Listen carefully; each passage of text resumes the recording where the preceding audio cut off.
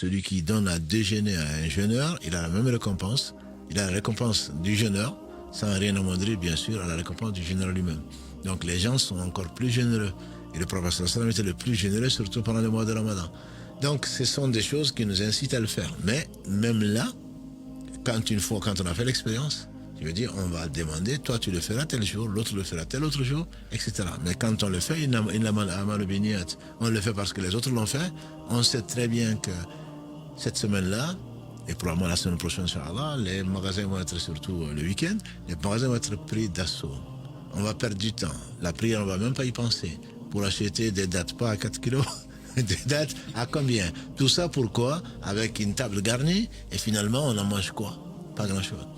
Et quand on a des invités, bien sûr, il faudrait vraiment les impressionner. Les épater. Voilà, les épater. Est-ce que c'est qu'on recherche? Est-ce que c'est l'agrément d'Allah? Est-ce que c'est la récompense de nourrir un jeûneur? Ou est-ce qu'il peut se contenter de très peu? Ou est-ce que c'est pour se montrer? Si c'est pour se montrer, la récompense est zéro. Et le péché y est. Voilà, donc c'est tout ça.